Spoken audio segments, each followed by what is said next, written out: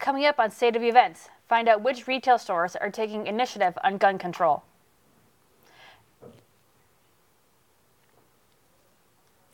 And the chances of California falling into another drought is now very possible. State of Events starts now.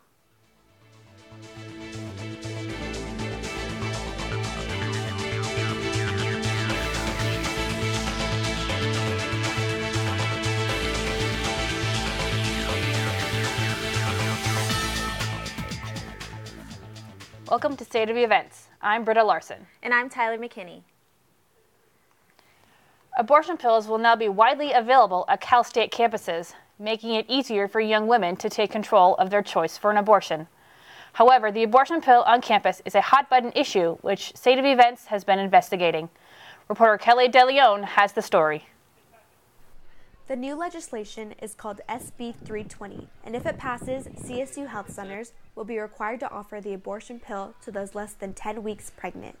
Chino Senator Connie Leyva first introduced the legislation February of 2017 with the goal of making abortion more accessible for college students. San Francisco State student Yanira Villaflon didn't want to be on camera, but she voiced her opinion about the measure. If it's allowed on campus, it's definitely more accessible towards people that maybe can't afford it, or they just don't have the time because of how busy they are with like school or like a job. Spokeswoman for the Chancellor's Office, Tony Mole, told Mercury News CSU officials are worried about costs for liability insurance, safety improvements, medical training, and round-the-clock phone support in case of emergencies. SB 320 doesn't specify if funding will come from state or university money, but private donors have stepped up to say they will pay for the $14 million startup cost. If the legislation is passed, then health centers will be required to carry the abortion pill by the year 2022. But before that can happen, it still needs to be passed through the Assembly and signed by Governor Jerry Brown. In San Francisco, I'm Kelly DeLeon with State of Events. NRA membership numbers are increasing, and so are the numbers of other gun rights groups across the nation. After the most recent school shooting at Douglas High, gun rights groups are receiving more applications than ever before. Unidentified NRA members say they've seen more people than usual join, renew memberships, and donate money. Experts say that while the NRA remains silent about its membership numbers, the rise in membership numbers of other groups demonstrate the power of the NRA's influence. Two major gun retailers are taking steps to reduce the sale of firearms in response to the school shooting in Parkland, Florida.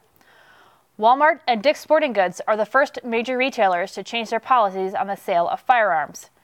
Dick's Sporting Goods announced that they are immediately stopping the sale of all assault-style rifles to anyone under the age of 21, no matter the local laws. Walmart then followed suit and announced that they will no longer sell a gun to anyone under 21, and they will also stop the sale of assault-style rifles.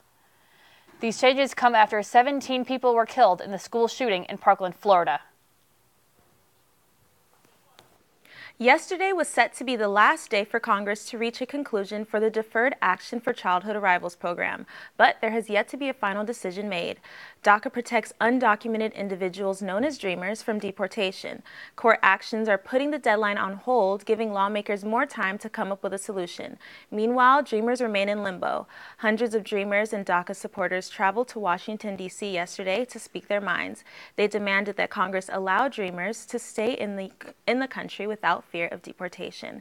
The final decision has yet to be made. Attorney General Jeff Sessions will make a major announcement on sanctuary cities tomorrow in Sacramento. The Justice Department is reviewing Oakland Mayor Libby Schaaf's actions after she warned that an immigration sweep was coming 24 hours in advance.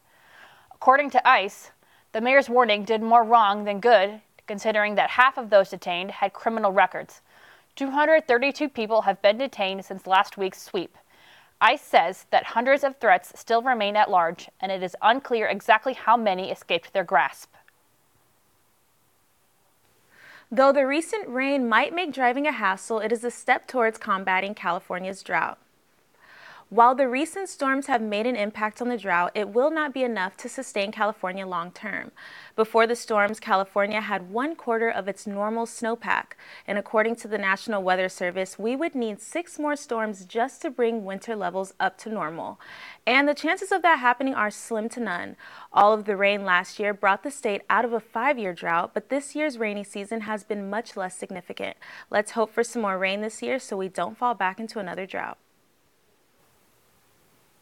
Next on State of Events, children are overdosing on opioids due to unexpected missteps. And find out which apps are succeeding and which ones are failing. All this and more on State of Events.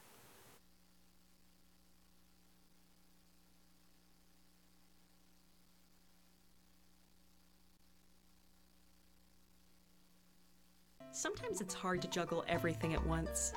Different lessons to learn. Different places to explore. Different errands to run. But the one thing that always gets me through the day is my reusable bag. Make it a habit and grab it. This message brought to you by the Bay Area Recycling Outreach Coalition. There are many important days in your child's life. Their first birthday, their first big game, their first day of school. Choosing the right school for your child sets them on a path for success. Apply on time. It's for your family's future.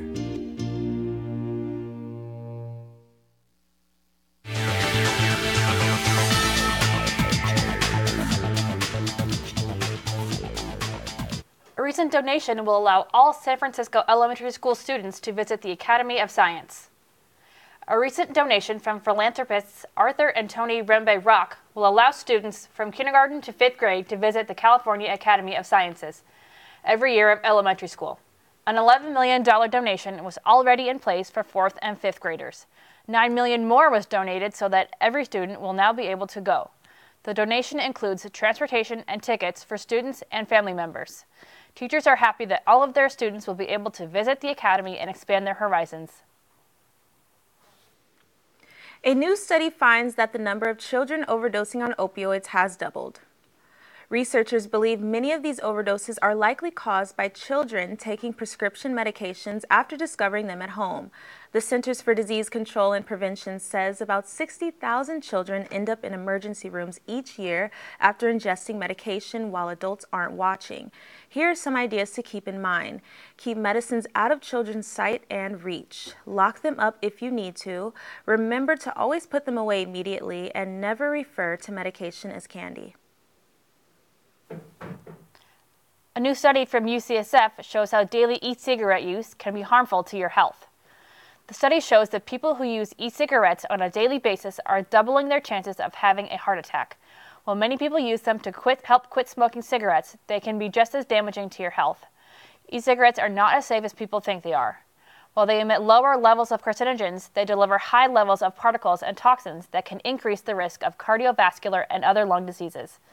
The doctor in charge of the study says that the only way to quit smoking is to say no more and just stop smoking with the help of therapy or counseling. 54 new lockdown psychiatric beds will open this month at St. Mary's Medical Center, more than doubling the current number of beds for mentally ill patients too ill to live on their own. The new facility, San Francisco Healing Center, will provide round-the-clock treatment. Beds will be provided to those who often wind up back onto the streets after seeking medical treatment. The project started in support of a newly proposed bill aiming to move ill homeless people off the streets. Mayor Mark Farrell says that this will make a massive difference in the community. There is a lot going on in the world of smartphone applications, from disappointing updates to upcoming new social networks. State of Events reporter Jessica Mogenier has the latest. Hey everyone, what's happening? Yeah, that was corny. Let's get down to business and talk about the latest in the world of smartphone applications. First off, Snapchat. There has been a ton of controversy following the recent update, from petitions to remove it to high-profile celebrities voicing their disappointment of the app's new features. Fortunately for Snap investors, Social media usage trackers indicate that in February, Snapchat's audience reach only dropped by 0.1%. And although there were plenty of rumors circulating that Snapchat was going to reverse the update, I can assure you those rumors are false. Snapchat CEO Evan Siegel responded to rumors saying that its leadership thought about the redesign and has no intentions of reversing it. And there's a new app on the rise. It's called Vero, and its rise in popularity couldn't come at a more convenient time. Last week, this app had less than 150,000 downloads. As of today, it nearly has 3 million. This is said to be driven by the frustrations of features in apps like Snapchat and Instagram. So what is Vero? Vero is an ad-free social network, and its feed is organized chronologically, unlike Facebook and Instagram's algorithm-driven feed. It's now the second most popular app in Apple's App Store and sits on the top of Google Play's free app chart. But Vero being free didn't last for very long. The company said the first 1 million users would get free access to the app, and then they would introduce a subscription fee. Vero's subscription-based app allows the app to remain free. We will have to see which business model works best, ad-free with a monthly subscription or free with advertisements. That's all for today's Tech Roundup. Back to you ladies at the desk. Thanks, Jessica. One parking garage in Oakland is making finding a parking spot less stressful while also saving space. Hive Parking Garage is the first and only completely automatic parking structure, and it opened last Monday. Located on the corner of Broadway and 24th, the structure can hold up to 39 cars. Drivers simply pull in, lock their vehicle, and then it is lifted to a spot. Upon the owner's return, they simply push a button, and in just over a minute, the vehicle is returned. While making parking easier, it also saves space. The entire structure takes up only 1,600 square feet. City Lift, the company who built the structure, has plans to build garages like this one in several cities across the U.S.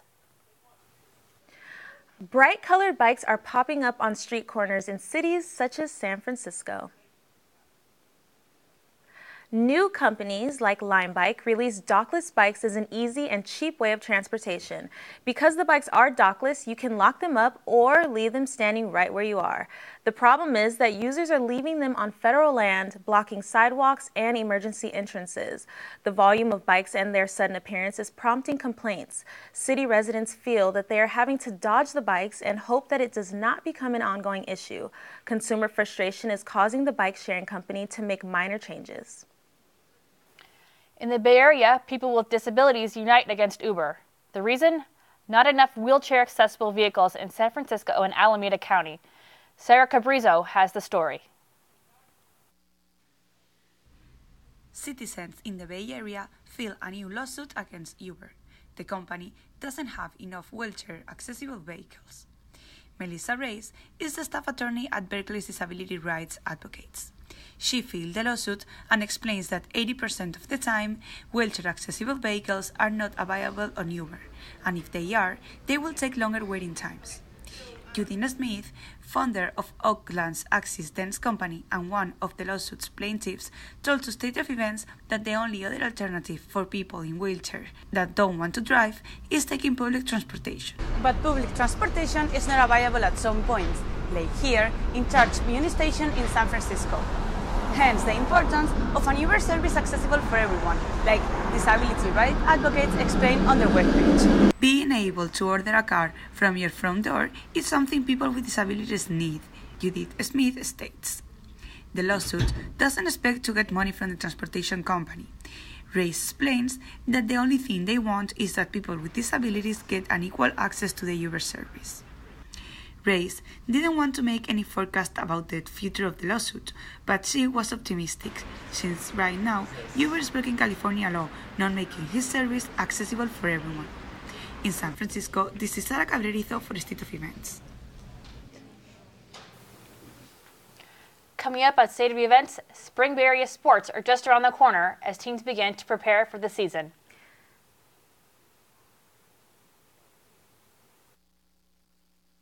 Oscars were a night to remember, from great acceptance speeches to memorable viewing parties. All this and more on State of Events. Here, Mommy, you hold the bag. I made it for you in school today. Oh, sweetie, it's beautiful. Wow, I love that bag. Thanks. It's one of a kind. Oh, fabulous bag. Who makes it? I did. To learn more about why you should bring your own bag, visit igotmybag.org.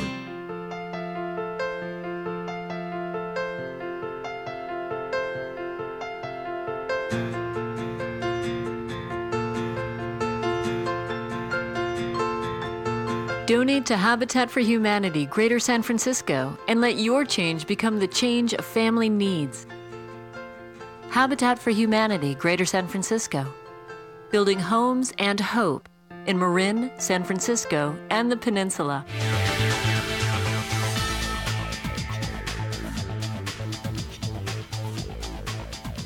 Not only Bay Area natives, but people all over the country are going home with new treasures that they found at the 59th Annual White Elephant Sale in Oakland. State of Events reporter Karen Rios has the story. Jaya Fern is a board member of the White Elephant Sale and says that their proceeds are about $1.5 million and go to the Oakland Museum. She also says that they sell quality goods that are affordable because Bay Area residents are being affected by housing and retail costs. And actually, historically, departments like this, we're in children's right now. Children's is sort of one of the departments that we've always had as a way to, keep costs down for young families, and then other families that aren't quite as, well off. And it's not necessarily a high grossing department. We don't make that much money here, but we still provide it as sort of a service. So you can get like a rocker for $10, onesies are $1. As you see, people come here with their kids, and they buy their clothes and they buy other things that their families need. And so it's really exciting that we can sort of help provide that for people. Year after year, people continue to come to find sustainable items with great quality that are lower in cost to take to their homes. Before, there are more unique items shopping this way, and so it is. I think fashion is a big part of it, especially vintage pieces, but this is a much more economical way of shopping. So I don't buy retail, I don't buy new retail, I only buy secondhand, and that's for cost reasons. Now I'm gonna go save some money and I'm gonna go find someone else's treasures. In Lancaster, Oakland, I'm Karen Rios for State of Events. Spring is right around the corner, which means a new season of Bay Area sports is on the way. Verani Kunzervong has all the details in this week's Sports Roundup. Verani? That one's going way back there, still going.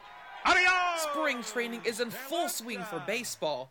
The San Francisco Giants continue their busy schedule with games against the Rangers over the weekend. Highlights include Evan Longoria swinging in a first pitch.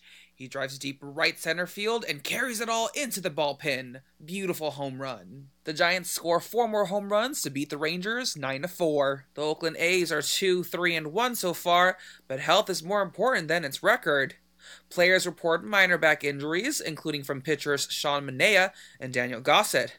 Let's just hope things get better before the season starts. In NFL, the Niners won the coin toss against the Raiders for this year's draft. The Niners pick at number 9, while the Raiders go at number 10. And finally, in soccer, Mexico seeks redemption at Levi Stadium. They play against Iceland for a key game on their road to the 2018 FIFA World Cup in Russia. It's the first time Mexico plays in the Bay Area since the 2016 Copa America Centauro Games. They play Iceland on the 23rd. And that was your sports roundup for State of Events. I'm Verani Kunzervong. Sunday was one of Hollywood's biggest nights when many gathered to celebrate the Academy Awards. Don't worry if you missed it, because Lauren Glee is in the studio for the full recap of the event. Thank you. Sunday was an exciting night at LA's Dolby Theater, where Hollywood's top actors, directors, and screenwriters all gathered for the 90th Academy Awards. Jimmy Kimmel finessed his opening monologue as he hosted for the second time. He addressed the envelope mix-up from last year and Hollywood sexual harassment issues. Hope things get better before the season starts. In NFL, toss against the Raiders for this year's draft. Niners pick at number 9, while the Raiders go at number 10. And finally, in soccer, with much anticipation and controversy over majority white representation on the Oscars over the past years, the Academy did their best to include diverse winners and presenters. From Pakistan and Iowa. Two places. Two places that nobody in Hollywood can find on a map. And as for rewards, Mexican director Guillermo del Toro took home Best Picture and Best Director for his movie The Shape of Water. Jordan Peele became the first African American to win Best Screenplay for his thriller Get Out. And Disney's Coco, which is centered around Mexico's Day of the Dead, won Best Animated Feature Film. And NBA star Kobe Bryant took home Best Animated Short for his film Dear Basketball. Frances McDormand, who won Best Actress for the movie 3 Billboards Outside Ebbing, Missouri, had one of the best acceptance speeches. Kimmel said that she should have won an Emmy for it. Look around, ladies and gentlemen, because we all have stories to tell and projects we need financed. She ended with the words inclusion rider, which referred to an actor's contract agreement to hire diverse cast and crew, which Hollywood is striving to bring forth in their movies this year and for years to come. The 2018 Academy Awards ended with Mark Bridges winning a jet ski for delivering the shortest speech. He designed costumes for the movie Phantom Thread. And as always, the Oscars is a night to remember. Back to you ladies at the desk. Thanks, Lauren. Viewing parties took place all across the country in favor of the 90th Oscars that aired on ABC. Reporter Gabby Gebhardt goes in depth at one popular viewing party to discuss minority representation in Hollywood. At the Soma Street Food Park in San Francisco, spirits were high as fans gathered to watch the 90th celebration of the Oscars. So I thought it'd be fun to come out and check it out. Harvey Weinstein, one iconic guest who has been in the tabloids frequently, was not in attendance this year. His absence paved the way for women and other minorities to come together and set the tone for the beginning of an inclusive era of award shows. Frances McDormand won Leading Actress for her role in 3 Billboards Outside Ebbing, Missouri. During her acceptance speech, she invited all female Oscar nominees to stand in unity.